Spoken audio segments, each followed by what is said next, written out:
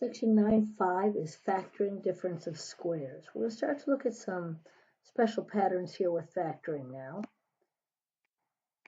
So remember our special pattern for multiplication of what we called conjugate binomials, where we have 1 plus and 1 minus. And when we multiplied conjugate binomials, we got a squared minus b squared. Remember, the first times the first gave us a squared. If we FOILed it, the outside-inside pieces canceled out. One was negative ab, one was positive ab, and the last gave us negative b squared. So that was our multiplication of conjugate binomials. So remember that factoring is the reverse of multiplication. So if I start with a binomial that is a difference of perfect squares, in other words, the difference of one square minus another square, then its factors will be the conjugate binomials. This is simply doing this whole process in reverse. So here's the rule. Difference of squares is a squared minus b squared. Why that won't go away. And let's do an example. Sorry.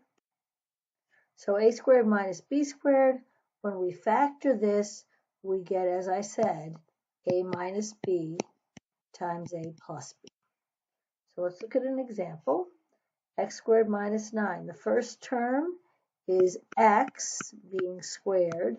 The second term is 3 squared.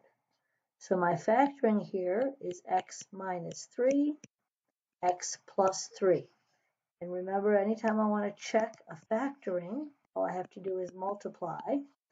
I can use my special pattern, or I can FOIL. First times first, outside, inside. Plus 3x minus 3x makes 0. And my last, minus 3 times 3 is minus 9. So this does check.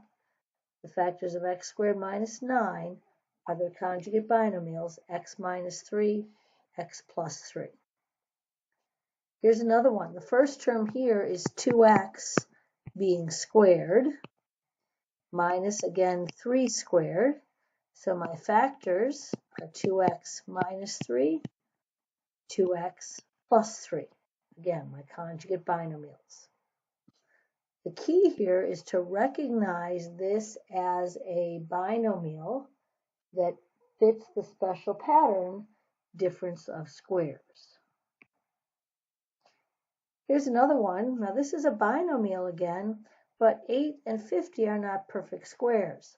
However, if I factor out a common factor of 2, always my first step in factoring, now I have a binomial whose perfect squares are 2x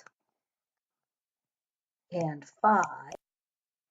So factoring one more time, the 2 remains a factor.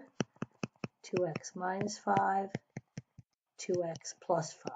And those are my final factors for this binomial. So what do you think we should do here? Again, let's try to pull out a perfect factor. Pull out a 2, x squared minus 80, or x to the 4th, minus 81. 81 I know to be the square of 9 times 9. What about x to the 4th?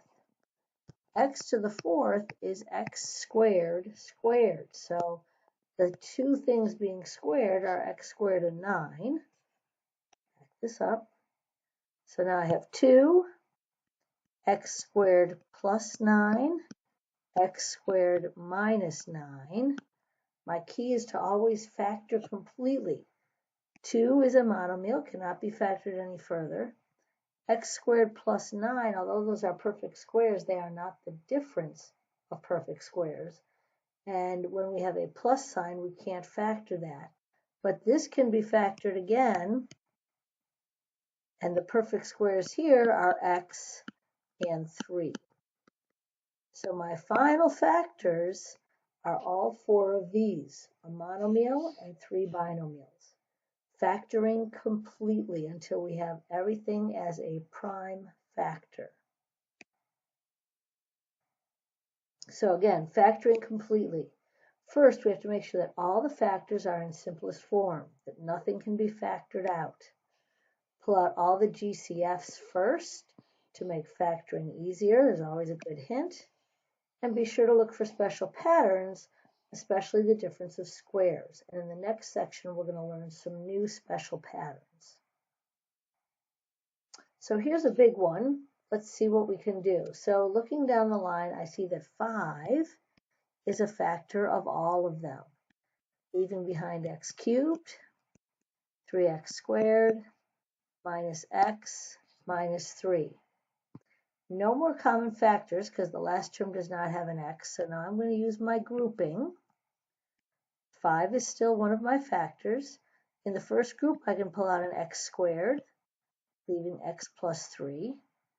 The second group, I'm going to pull out a negative 1, leaving x plus 3. So now my factors, by regrouping, x squared minus 1 comes together, x plus 3. Now I've got to look again. I've got the 5. That's all the factoring I can do there. X squared minus 1. This fits my pattern of difference of squares. So I know I can factor the middle one. X plus 3, no common factors, no special pattern. So let's go back. This one is my special pattern. I'm going to use my conjugates. The square root of x is x.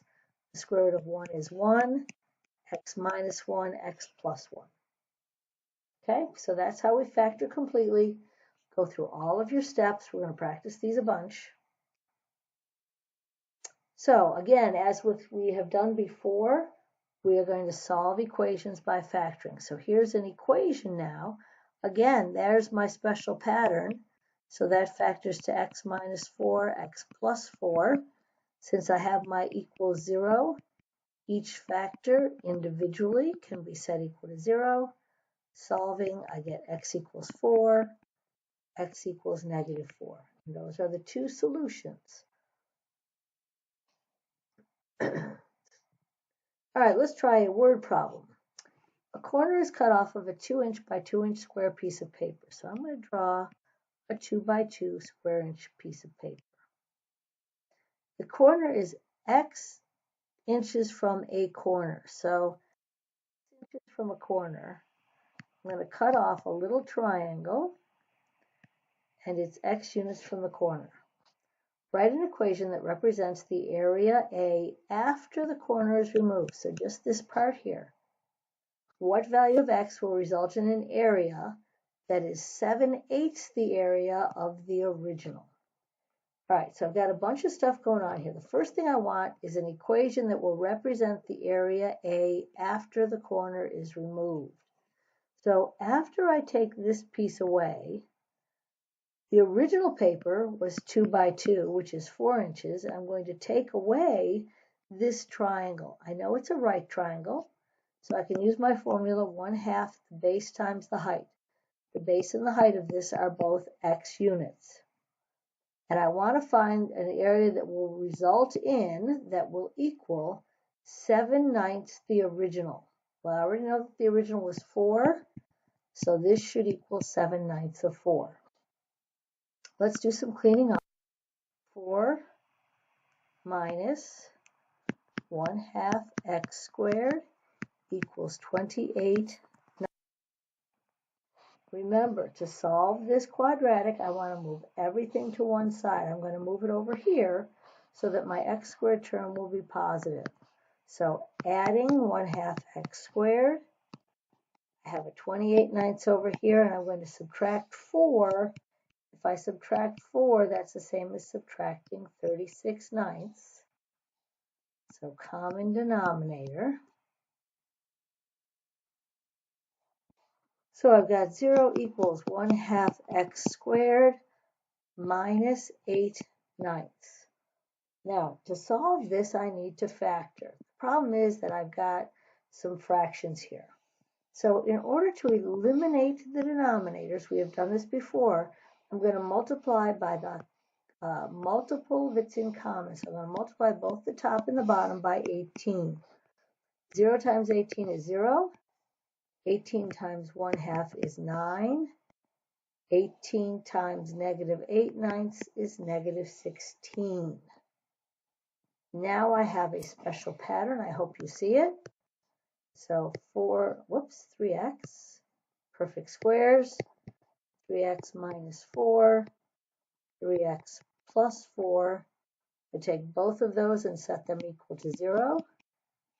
If 3x minus 4 equals 0, and 3x plus 4 equals, I've got 3x equals 4, x equals 4/3. Doing a little bit more in my head over here, subtract 4 and divide by 3, negative 4/3. So those are my two solutions. Looking back at my problem, we can say that when I cut a piece out of a piece of paper, that can't be a negative piece. So I'm going to use positive 4/3. Okay, that's it for the lesson. We'll do some of this in class.